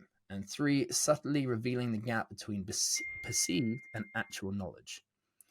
So when employing this strategy, be proactive, invite explanations, seek specifics, and ask pointed questions to elicit detailed responses. By openly admitting your ignorance, you prompt your partner to contribute explanations, leading them to recognize their own knowledge boundaries. This approach creates a win-win situation, either gaining insights from an expert or highlighting the unread library effect by admitting ignorance. And that's a really good point. It's like by modeling this, you get someone to come forth with their ideas or them to realize that they actually don't know whatever topic they're talking about very well. And so you either learn something or you realize what you don't know, or the other person realize how much they don't know. Yeah. Really good points, I think. So an actionable point here is ways to model better conversations. So here are practical ways to employ modeling, reveal the unread library effect, and intervene in someone's beliefs. So number 1, embrace humility by admitting when you don't know. Number 2, encourage transparency by answering questions directly and prompting reciprocation. Number 3, exhibit traits vital for constructive conversations. So listening honestly, especially about ignorance, curiosity, openness, fairness, charity, justifications for beliefs, humility, humor, give and take, and willingness to reconsider opinions. And number 4, seek detailed explanations for others' beliefs. Number 5, challenge your own unread library effect by exploring unfamiliar topics or processes. Number 6, prioritize clarity over jargon, ensuring effective communication. And lastly, number 7, lead by example by avoiding disruptive or disrespectful behavior, such as interrupting or rudeness. Yeah, I think it's one of the most important points to modeling. Genuinely, the whole idea of showing you're willing to be open-minded, to change your own mind, and show that also that you're not attached to some of your beliefs and that you're wrong in multiple areas. Obviously, encourages others to do the same, because you would have to be some specimen to be like, yeah, fair enough, you have humility, but no, I'm definitely right with what I believe. The ability, I guess, it just sets a precedent, doesn't it, that this conversation is going to be open and varied and exploratory, rather than if you come in with the whole, I don't actually know that much about this, but I'm interested to learn. You set that as the frame of the conversation, rather than somebody comes and goes, no, this is my opinion. The whole messaging, rather than having a conversation or whatnot. But because they might be operating on a level where they think that they need to win a conversation, right? Yeah, true. But if you're going in, you're like, look, I don't know this. This is just all I know. Yeah, do you know what? That's the point. It's like poking the game, as they say. It's disarming. They suddenly feel like, well, actually, it's almost like a conversation there's no longer a point to win, because it's not like you're winning any. Then it's not like they're winning anything. So now I won already. Like, you just said you don't know. I'm so smart. Yeah, exactly. Yeah, so now it kind of opens the conversation to be like, actually, I know a bit about this, but not that much. Yeah, it's actually really funny as well, because another good point about that is when you model. So let's just say, you model the not knowing or whatever. You then almost put them in a position of like they're a teacher, so then they have to teach you, and by teaching, they will then realize that they don't know as much as they think they know, because exactly, unless of course you are speaking to somebody who's really well informed and they spout it out, and maybe they do. But in general, I feel like it's the classic, like when you actually have to say something out loud or write it down, that's when you really test, do you know something well enough? And also then might, once again, instigate this doubt, because as they're saying it, they're like, hang on a second, I thought I knew this better, because I haven't even gone into like the unread library. I haven't even gone into the depths to realize that there is nothing here. I have like a surface level opinion. I have a surface level understanding. And the moment I actually try and reflect upon my surface level and I go into myself, I realize, oh shit, me. There's nothing. Well, there is a few things here, but it was nowhere near as concrete and foolproof as I thought. Well, yeah, because if you think about it, how often do we really go into detail and think critically about all of our beliefs and our thoughts? Unless you're someone who actually actively does that, then really the only time that it's going to pop up is when you're in a conversation, and that's when they start exploring it. But if you've already given them a reason for them to feel that they can discuss it openly, and that it becomes kind of an interesting kind of adventure to explore whatever topic it is, then I think they're a lot more receptive to that. It's almost why we need mandatory philosophy teaching to some extent. Yes. They go into Yes, yeah. epistemology and stuff. Personal philosophies, yeah. Yeah, just philosophy in general, I think, where it just like sort of, creates the like the map for human understanding and knowledge, and where like the limits are and what we kind of know at the moment, and makes actually people think, almost meta about their beliefs. You said, you talk about awareness. In my head, philosophy to some extent is like the awareness of our reasoning, or the exploration of the meta exploration of our reasoning and ethics and all sorts. It makes people start actually, I guess the point of it is there are no answers. There's just questions and explorations. Like nobody goes, "Oh, I've studied philosophy, completed it, mate. I know it all." It's not, that doesn't exist. Yeah. So we're moving on. Number 2 is words. So the meaning of words. Many arguments boil down to differing interpretations of words. Using dictionaries to resolve these disputes isn't very helpful, given language's contextual variability. Did I say sexual then? Oh, God. I thought you said that, yeah. Very Freudian. To alleviate frustration and enhance communication. Define terms up front. If agreement on a crucial word's meaning proves elusive, e.g. truth, woman, welfare, consider changing the topic or ending the conversation. It's pretty blunt. Put the phone down. But yeah, of course, it makes sense. I mean, if you don't even agree upon the terms, how can you even have an argument? I mean, I sent you that Pizza and Daniel Dennett thing, and I thought it was quite interesting because he begins his whole conversation trying to like define the word religion, and I can't remember what else. There's another word. But I thought it was a good point, because it's like, if you use the words to mean different things, you can both be arguing about religion, gender, whatever. But if you both define it in different ways, you're just arguing about different things. Yeah. And it does it. Yeah. And that's like the first port of call. Although it can, I guess, come across as quite, for lack of a better word, anal, if somebody is trying to just continuously be like, what do you mean by this word? Like every time they open their mouth, it's like, what do you mean by truth? Yeah. What do you mean by this? Yeah. It can get a bit, I guess there's more here, defining the key terms of argument, I guess. Yes. Yeah, I guess so. So yeah. So practical idea, here we go. How to get on the same verbal page. Here are concise strategies to address word disagreements in conversations. So you got define terms up front by asking, what do you mean by X? Or how is X defined? Then you've got to understand the context in which the word is being used by asking if it's consistent across different situations, and ask for examples. Then accept your partner's definitions and proceed accordingly.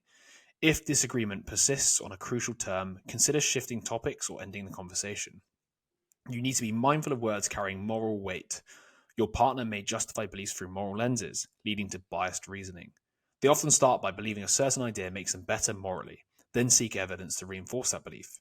For instance, they might adhere to X because they associate it with being morally upright, seeking evidence to validate their stance. And actually, that's a really good point. I wasn't even thinking about this earlier with this whole idea of, basing beliefs off emotional reactions to certain things. Like, that feels wrong, therefore I, have a strong belief for this. But I forgot there is that idea of like moral superiority based upon beliefs.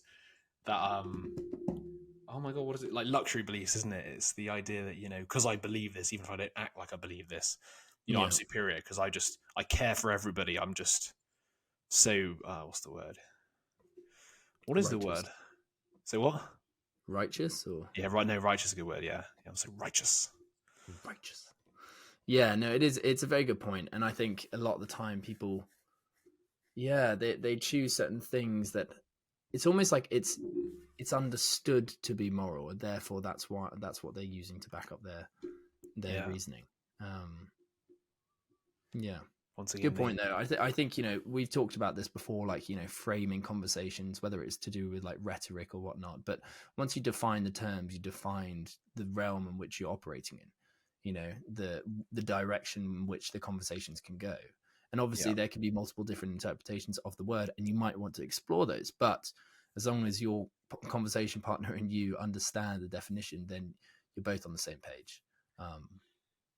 And there's probably less likelihood of it turning into some kind of argument because you can't understand each other. All right. So number 3, ask questions. So take inspiration from Socrates. Hone in on on a specific question rather than a broad topic.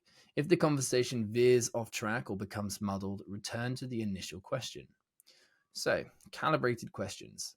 Crafting open-ended questions which prompt your partner to express their thoughts freely fosters engaging conversations. These questions, typically starting with how or what, invite elaborative responses rather than simple yes or no answers. Closed questions, on the other hand, can stifle discussion and make conversations feel awkward. However, closed questions can still serve a purpose, particularly when dealing with reluctant respondents, as in situations like discussing sensitive topics such as stoning women for adultery. what a very specific question. And I don't know how often that comes up in conversations, but maybe that They is a recently closed watched Life of question kind of Brian or topic. something like that. Yeah. What, do you like stoning women for adultery? Yes or no? Like, all right. So an actionable point: how to ask calibrated questions in any conversation. So number 1, begin with a precise topic and shape it into a well-defined question. Verify with your partner, saying, just to ensure clarity, the question is X, right? And adapt based on their input. If there's disagreement, ask, what do you suggest the question should be? So should be. Number 2, guide the conversation back to its original focus if it strays. Use a gentle reminder like, we were talking about X, shall we revisit that? Or however, feel free to explore new avenues if they spark more interest, just like we do on the conversations. You should be asking the question, you were talking about how to have impossible conversations. Why are you now talking about philosophy? But number 3, be genuinely curious and avoid leading questions. That's a good point, actually. You can kind of manipulate a conversation by using leading questions, and people do that quite a lot. Number 4, avoid leading questions or disguised statements. Maintain Yes, it's neutrality so to true, isn't foster it? open discussion.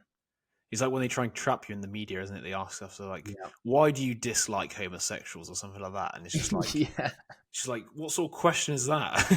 Yeah, exactly. So they do it so much because Yeah, they already have an agenda anyway, and it of kind course, of yeah. actually reflects people's agendas.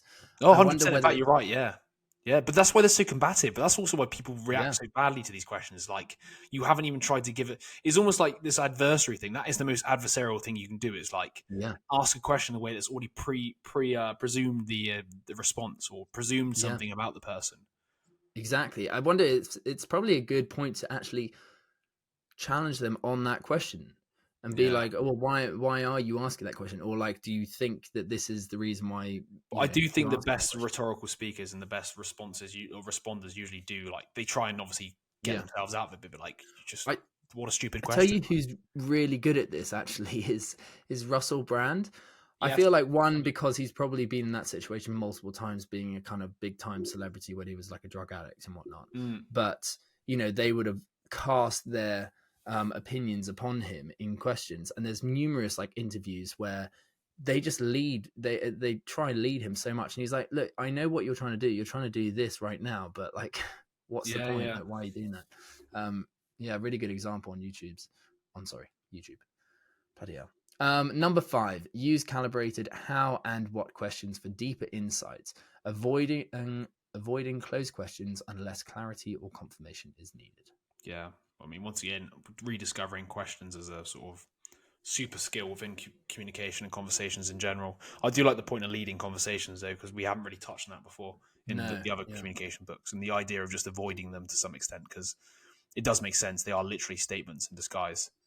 I've already presumed the answer, let's just say.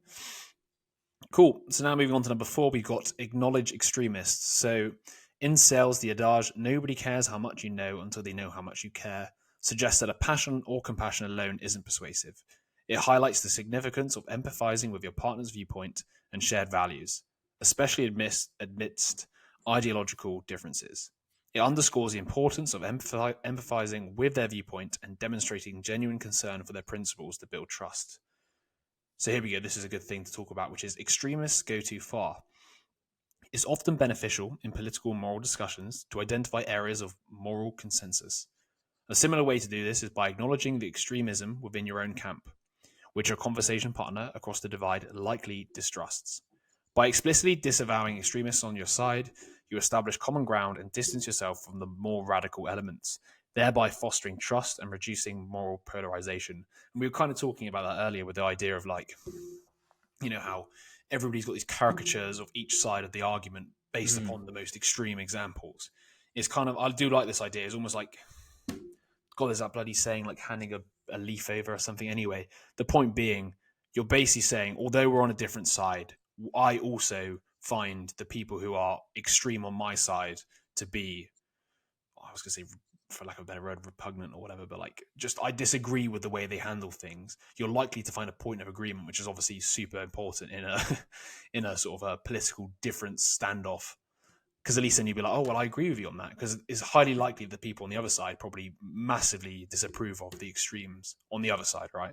Yes, absolutely. And I think, I really like this point because you're in the advantage because you get to choose the reference point with which you compare yourself to. And if you get that across the other person, then you can choose a reference point that makes you look like you're in, let's say, the middle in this case, if it's like some political discussion, which allows you to come across more approachable. I think that's a really good point for like trying to foster a good environment in which you can then engage in conversation, because you're like, look, I'm not like those. I disagree with them just as much as you do. I don't hold those same beliefs, but I'd love to, talk about yours. No, I like that. It's just finding points of agreement, isn't it? I mean, the general principle is finding points of agreement, because it doesn't even have to be the extreme side. It could be like, what political points do you most disagree with from the left or the right? And then when they say them, you could be like, oh, hang on a second. Although I'm on this side, I actually agree with you on those points. At least then you found something like you agree on, right? That's probably the best way to start any conversation. And what's weird about this is technically you're not saying that you're at the same position as them, but that you're just closer to them. So you could do this in any kind of conversation whereby you pick a reference point that just implies that you are closer to them. And that already is enough common ground, right? And that's actually quite like I would say that's a very good strategy, because even if you don't there's always stuff that you have commonalities. I mean, like, of course, yeah. Human. But I think it's important on the political landscape to identify the political agreements, right? If you're going to go into that sphere of where there's like massively big disagreements and moral disagreements, it's definitely worth, what's the word, like finding common ground rather than, finding common ground on the TV shows you watch is slightly different. Like, it's good for building rapport, don't get me wrong, but when it comes to obviously having these political, moral conversations, it's definitely better to find the common ground first, realize, okay, we're not so different, and then find the differences. Because I guess if you go straight into the differences, you immediately get painted like the caricature of the far left or the far right, because I feel like that's what people seem to want to do to some extent. Cool. So another point here, practical point. So disavowing extremists. So always be ready to disavow extremism. Here are some easy ways you can do that. So number one, acknowledge your side's overreach. If you try to figure it out and can't, there's a good chance you're part of the problem and should moderate your views. To identify what your side is doing wrong, ask someone in the other side. I think that's quite funny, actually. Number two, avoid discussing extremists from their side. Number three is denounce indefensible behavior, explaining if necessary, stating that extremists do not represent your beliefs or values. Provide your explanations if necessary. Number four is refer to extremists as fanatics, zealots, or radicals. Is it zealots or zealots? Do you know? I don't even know. I thought zealots, but zealots, I don't know. Yeah? I don't know. Anyway, somebody can correct us there. 5, treat their side generously to avoid defensiveness. And 6, reflect on your own views for any signs of extremism and strive to eliminate them from your conversations. Avoid adopting essentializing beliefs such as conservatives are fascists. I find that it's just such an interesting dynamic of the human psyche, isn't it? The whole essentializing people, it's like the essentializing of evil to some extent, just making this concept that everybody who's evil has to be all these things at once, like sadistic, wants to kill everybody or whatnot. And I just find it so funny how we have such black or white thinking. It's like, do you know what? You're on the right. You're a fascist. It's like, what? I know. What? It's just how simple is your reality? And reductionist, isn't it? It's just like, how simple would your life be? Just like, life is good and bad, and they're fascist, and I'm not fascist. It's like there are so many shades. And I think this is the problem with the world in some sense. It's so hard to tell what's what. Yeah. It's like I'm sure people weren't calling, or in fact they probably were calling the sort of like Nazis like fascists and stuff at the time, right? But it's the idea of like it's almost disguised until it's too late. you don't see it coming until it's there, kind of thing. Which is why I guess this time is also so interesting, because there's so many, I guess, shades of certain political stripes coming out, and people can't really see what's for what, and it's just easier to brush it with they are fascists and they're communists. Yeah, and I think ease is like hit the nail on the head there. And another point though I took from this, actually, from just reading it now, is when it says refer to extremists as fanatics, zealots, or radicals, it kind of touches on, you can paint that reference point that you've picked with negative emotional language to portray your current point, your position and their position in a much nicer light. Yes. It's almost like was it Russell conjugations, or the emotional conjugations, as in like you're just portraying that in negative, so therefore once again you're using the opposite, the reflection, as like, oh, you're much better. You're painting yourself and them in a nicer light. No, I like that, because it's right. By using condemning language, you're kind of almost positioning yourself in their same position, because that's the language they would use. You're finding commonality by disavowing them, but you're also finding commonality by using emotionally charged language, like you just said. Makes sense. Because you're weirdly like drawing a circle around you and them and trying to identify like an opposition to some extent. Not that that's how you should see the world, but for the sake of the argument. So moving on, number 5, navigating social media, which I find funny because I think I follow, I think I follow James Lindsay, and he's quite interesting on social media. I'll just put it that way. Anyway, so avoid combative conversations on social media. Human communication evolved for face-to-face interaction, where tone, body language, and facial expressions convey meaning. Text-based communication lacks these cues, leading to misinterpretation and a lack of depth. Moreover, emphasis on certain words alters meaning in spoken language. In social media interactions, people typically seek affirmation rather than correction, aiming to express their views rather than invite criticism. In addition to this, public social media conversations can also escalate quickly due to the presence of provocative individuals. Public discussions often intensify personal attachment to views, making people less receptive to change. And we've got a practical point here. So, best practices for engaging conversation on social media.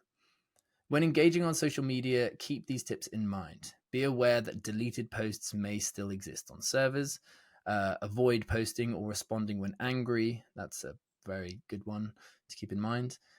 You're not obliged to respond to every engagement on social media. If needed, handle heated comments privately. Avoid getting into arguments on Twitter /X. Avoid sensitive topics on personal Facebook pages, and consider using an anonymous Twitter account for venting. Those are just some little points, but I think people could reap a lot. He wants to contribute to the troll problem online. Create an anonymous account, shout some abuse at some people. That's a perfectly rational, normal human thing to do.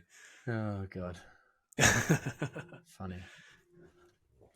Cool. So, number 6, don't blame, do discuss contributions. And this is awesome. I love this. So, blame undermines goodwill, triggering defensiveness and hindering problem-solving efforts. When individuals feel unfairly accused, they tend to deflect responsibility, minimizing the issue's significance or retaliating with counterblame. The Harvard Negotiation Project offers an alternative to blame: encourage collaborative exploration of contributions. So by working together to understand the various factors, we gain a fuller perspective and can address all aspects of the issue. Blame assigns fault unilaterally, while identifying the contributions fosters mutual understanding and forward thinking. This approach acknowledges the role of multiple entities in complex systems, reducing arguments over fault. By posing parallel questions, we uncover a fuller picture without blame. These inquiries promote constructive dialogue, contrasting with blame's tendency to provoke defensiveness. Modeling our contributions encourages others to follow suit, promoting constructive dialogue. So there's a lot to unpack there. and we found these ideas before, and I think is it non-aggressive communication or non? Can you remember the book? Non-violent communication. That's the one. Non-violent communication. Literally exactly the same here. Where it's mapping out contributions, and I like it a lot because it involves the modeling, like we said before. So you're modeling the fact that you're willing to take responsibility, or modeling the fact you're willing to take responsibility / be open to the idea that you were even a cause to something that you might even be semi-blaming somebody for. Yeah. Because technically you're moving from blame to being like, yes, you had a factor, or you were partially involved in this, but so was I. And it just is infinitely going to improve any conversation you have around, especially in like relationships, right? I know they're not specifically doing it for this, but the idea of being like, oh, I'm upset you did something, but I'm aware that I did this first. You've just opened it up to like, you've just modeled the perfect behavior you want somebody else to be. It's like, oh, I'm willing to admit that I was partially involved in this. How were you partially involved in this? And it just makes sense. Like you almost shift the conversation away from, to like the blame game scapegoat, which you can't change anyway, to how did we actually create the scenario which caused it? And then now that we know what we both did to cause it, what problems or what possible solutions can we come up with based upon what we now know that caused it? It's just, it's amazing. Like it just makes sense. Yeah, absolutely. I think it's more of a life lesson in general, regardless of whether you're in a conversation or not. I think taking on the perspective that, any problem you have, you probably played some role in it. You probably contributed to it a bit. And it makes, if you're aware of that, then it makes you look at it. Sorry? Even if it was breathing / existing. Yeah, exactly. You chose to be live. I mean, no, but it's such an important point because it then changes how you perceive your problems in reality. And it then can be like, okay, well, I realize that I contributed to this. I should take responsibility for that. And there's actually, I remember reading this book and it helped me a lot. Just that point. I think with like certain relationships and realizing, I'm trying to sneak into the blame game here and just attribute it to everyone else, but actually that doesn't fix anything. It doesn't make me a better person. I have to realize how I contributed to the result. And I think it's such an important point. I loved it. And I think it's interesting because it's also like, if you think about it, a lot of like marital dysfunctions, relationship dysfunctions to some extent, it's always when somebody's like massively, I mean, even if it is 90% somebody's fault, there is still like a 10% part of the contributing factor, which is you. Even if they're like doing stuff that you disagree with, it's like, well, maybe your past behavior has led up to this point where they're behaving that way because of what you've done in the past. Just because you didn't act like that in that exact moment doesn't mean your previous behavior has caused this exact thing. I think for me, the bit that really gets me is the fact it's the modeling as well. You're really showing that you're starting the conversation so well. Once again, you are starting it as a partner, not an adversary. You're not going, this is your fault. You're going, I feel like I've done something wrong here because I've did this and I feel this way and I did this thing here, but then you acted this way. Can you tell me why? Or something like that. At least then you can figure out why, or why they did the thing they did or whatever, and find the contributing factors. Yeah, absolutely. I agree. So cool. We're going to go now into the practical idea from it. So how to shift away from blame and toward contribution. So here are some simple strategies to transition from blame to recognizing contributions. Number 1 is employ the term contribution. So ask what factors contributed to X. Number 2 then is steer clear of X caused Y statements, which can imply blame. And then number 3 is avoid the both sides do it defense when addressing negative behavior on your side, as it deflects from acknowledging contributions and reverts to blame. I like that too. It's like, you did, I did this, but you did that too. It's like, that wasn't part of the argument, so you can't bring in previous, behaviors to justify it. Yeah. Focus on what you contributed, not necessarily what they did. Good point. And now moving on to number 7. So focus on epistemology. So epistemology is the theory of knowledge, exploring the methods, validity, and scope of knowledge, distinguishing justified belief from opinion. So claims to knowledge. Instead of just accepting or disputing conclusions like abortion is murder, delve into the reasoning behind such beliefs. Calibrated questions can be used to understand one's epistemology and how they reach conclusions. Categories of reasoning. So, number 1, personal experience and emotions. So, he feels it's true in his heart. Number 2, cultural influence. So, for example, it's true because everyone believes it. Number 3, definition. It's true or good or bad because of the way it's defined. Number 4, religious doctrine. So, accepting something is true due to the teachings in a place of worship or holy scriptures. And number 5, reason. So, deeming something true because it can be reasoned. And then lastly, empirical evidence. It's true because there's sufficient evidence to warrant belief. So, understand your conversation partner's epistemology by, number 1, by identifying the general category shaping their epistemology. So, one of the 6 that I just mentioned. And number 2, delve deeper to uncover specific details. So, beliefs are typically grounded in one primary category but can be supported by others. Focusing on epistemology rather than conclusions helps bypass rehearsed responses and invites fresh perspectives. Often referred to as talking points, these are rehearsed statements / messages given in response to frequently heard arguments. Moreover, questioning someone's reasoning is less likely to trigger defensiveness compared to directly challenging their beliefs. And this is such an important point. And this is kind of like a lot of the rest of the book, taps into their kind of epistemology or moral epistemology, because it's basically just a way, if you're having a conversation and you're discussing a point and you're trying to establish what is true, essentially you're just trying to establish how they're reasoning their argument, right? Where's their line of thought? How can you go back to the origins? Are they arguing it with one of the 6 topics that they were mentioning before? Are they discussing it on a moral realm? So all this is like really helpful because it allows you, once you can identify that, then and the tactics to deal with that, then you can identify it and start operating on the level that they're arguing on. For sure. Yeah. So, some practical advice. Simple ways to discuss how people know. Here are refined strategies to delve into your partner's epistemology. So, number 1, begin with a positive note before exploring their reasoning. Use calibrated questions rather than commands or non-calibrated queries. For example, that's an interesting perspective. What leads you to conclude that, Jess? Number 2, employ outsider questions to prompt reflection on beliefs from an external perspective. For instance, ask, would every reasonable person draw the same conclusion? And follow up with, well, how do I get there? Number 3, initiate conversations with genuine wonder about the reasoning behind certain beliefs to foster a learning posture and minimize frustration. Number 4, if your reasoning appears flawed, it could be aimed at justifying a moral belief.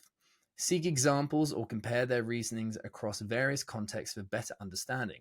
Offer analogous situations to assess the consistency of their logic. Ask, how does this reasoning differ from, and to prompt critical reflection.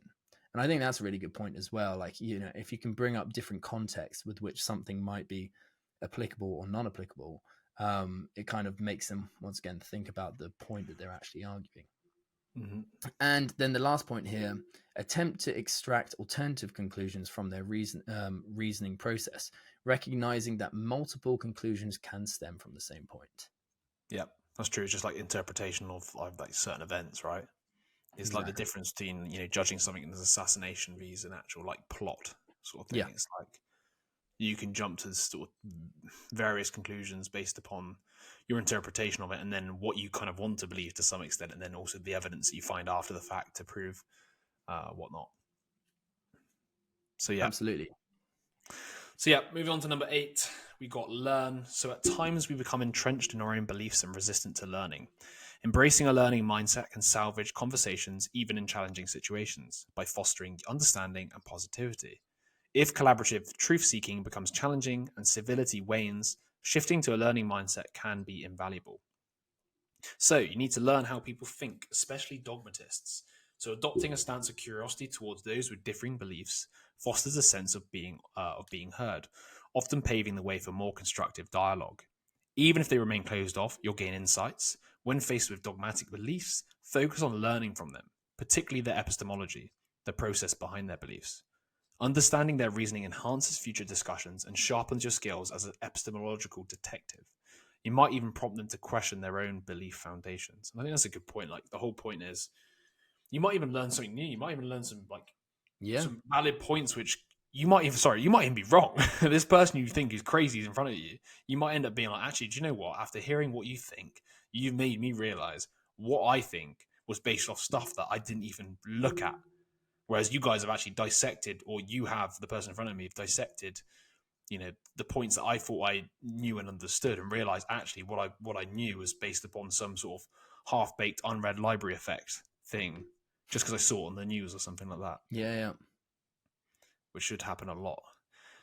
So yeah, practical tip from this. So conversational techniques to shift into a learning frame. So here are a few techniques to try. One is explore your partner's epistemology to reveal how they know what they know by asking, how do you know that? Or how did you arrive at that conclusion? I quite like that. If you can say it without like a judgmental stare or a judging way, just like, oh, that's interesting. How do you know that?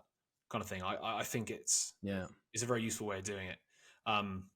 So number 2 is express a genuine desire to learn by saying, I want to understand. Can you tell me more about X? And then number 3 is prioritize learning if maintaining civility or fostering productive conversation seems challenging. But yeah, those are 2 really easy ways to sort of slip into conversation, how to find the epistemology. So, how do you know that? And then I want to understand. Can you tell me more about ... I think that's a good way. Like, I want to understand more about the lizard people. And, can you tell me how they're running the country? I keep using that as an example just because I think it's, exactly. Once again, maybe I'm completely wrong here. Maybe I am in trouble and the lizard people have turned me into, I don't know, anti-conspiratorial thinker, and I'm just so blinded. Maybe. I'm willing to admit that. Maybe everyone's a lizard. I'm willing to admit that could be wrong, but it's probably pretty far-fetched. Yes. No, I think it is a great point, and it just allows you to, I think, remaining in that kind of learning perspective, I think even on like a subconscious level, really helps you navigate a conversation, because if you're holding a certain, assumption about someone and maybe their epistemology and how they, derive their conclusion, and it's quite negative, I think that can subconsciously impact how you deliver certain questions or answers. Like you just said there, if you can say that in like an inquisitive tone, a genuine, like curious tone, then it works. Yeah. But if you are actually like holding some assumption, then I think, you can end up it coming across quite like, belittling or... Yeah, 100%. I mean, anybody who supports the lizard people listening or, believes that theory is probably just like, this guy's an absolute dick. And to be fair, I'm wrong to sort of, because I don't know enough about it, right? I've just heard there's people out there who believe there's like a lizard conspiracy theory, and I just thought it was funny to poke fun at it. But at the same time, I'm well aware that that's exactly the wrong thing to do from reading this book. Mate, your unread library effect. That's it. Mate, that's a very 100%. That's a very good point. It is literally that. I've heard down the grapevine there's some lizard people conspiratorial thinkers. It could be all bullshit. Maybe there is, like, nobody believes this stuff, but I now think I know that there is. Yeah, could it be fake news? Exactly. Fake news. All right, so moving on to the last point here, number 9, what not to do. And there are a number of these, so if you want to check them out, just go onto the website. So I'm only going to say a few, but so conversational behaviors to avoid: display discourtesy or incivility. These are things you should avoid. Express anger, talk over others or raise your voice, intentionally disrespect someone, ridicule or blame others, etc., etc. There's many of these, so go and check them out on the website. But to conclude, the cornerstone of this chapter lies in mastering the art of discerning how individuals arrive at their beliefs. The additional techniques outlined here serve to enhance this understanding. When in doubt, adopt a learning approach. Explicitly express your intent and seek their help using calibrated questions to uncover their reasoning behind their knowledge of X. So, just to recap what we went over. We went over modeling, so model the behavior you want to see in others. Words, so define terms up front. Ask questions, focus on specific questions. Acknowledge extremists, so point out bad things people on your side do. Navigating social media, so do not vent on social media. Don't blame, do discuss contributions. Shift from blame to contribution. Focus on epistemology, so figure out how people know what they claim to know. Number 8, learn. So learn what makes someone closed-minded. And lastly, what not to do. A list of the fundamentals and basics conversational mistakes. So I think we're probably going to end there, and we'll come back to finish off the rest next time. So yeah, stay with us. That's a wrap then. That is a wrap.